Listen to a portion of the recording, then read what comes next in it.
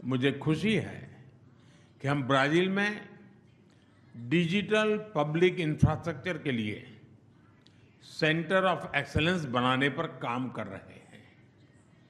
Artificial intelligence, super computer, semiconductors और blockchain जैसे क्षेत्रों में अपने सहयोग को भी हम प्राथमिकता दे रहे हैं। हम दोनों देश मानते हैं कि technology must be inclusive and it must become a bridge for shared progress. ऊर्जा सहयोग हमारे संबंधों का एक मजबूत स्तंभ रहा है।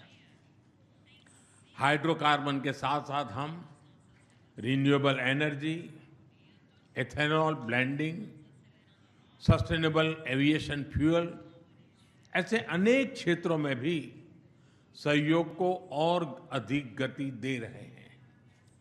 ग्लोबल बायोफ्यूल अलायंस में ब्राजील की सक्रिय भागीदारी ग्रीन फ्यूचर के प्रति हमारे साझा संकल्प को दर्शाती है। ब्राजील ने coalition for disaster resilient infrastructure की सह अध्यक्षता का भी प्रस्ताव रखा है। मैं इस पहल के लिए राष्ट्रपति लूला का अभिनंदन करता हूं। इस क्षेत्र में ब्राजील का व्यापक अनुभव सीडीआरआई को और सशक्त बनाने में महत्वपूर्ण योगदान देगा। क्रिटिकल मिनरल्स और रेयर अर्थ में जो समझौता हुआ है वो रेजिलिएंट सप्लाई चेन्स के निर्माण में एक बहुत बड़ा कदम है। डिफेंस के क्षेत्र में भी हमारा सहयोग निरंतर बढ़ रहा है। ये एक दूसरे के प्रति भरोसे और रणनीतिक तालमेल का बेहतरीन उदाहरण है।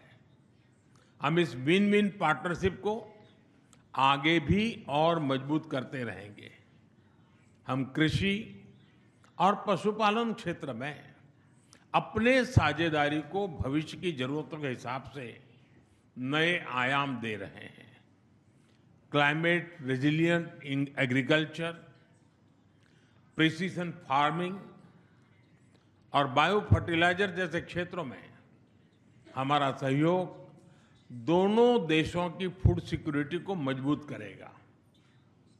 ब्राजील में ऑयल सीड्स, पल्सेस और इंटीग्रेटेड फार्मिंग के लिए सेंटर ऑफ एक्सीलेंस इसी दिशा में एक अहम पहल होने वाली है।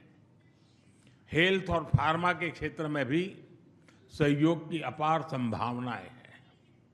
हम भारत से ब्राजील को एफोर्डेबल और क्वालिटी मेडिसिन की आपूर्ति बढ़ाने पर काम करेंगे। साथ ही ब्राजील में आयुर्वेद और ट्रेडिशनल मेडिसिन का भी विस्तार किया जाएगा ताकि होलिस्टिक हेल्थ केयर को बढ़ावा मिले। फ्रेंड, वैश्विक मंच पर भारत और ब्राजील की साझेदारी सशक्त और प्रभावशाली रही है। लोकतांत्रिक देशों के रूप में हम ग्लोबल साउथ की प्राथमिकताओं और आकांक्षाओं को आगे बढ़ाते रहेंगे।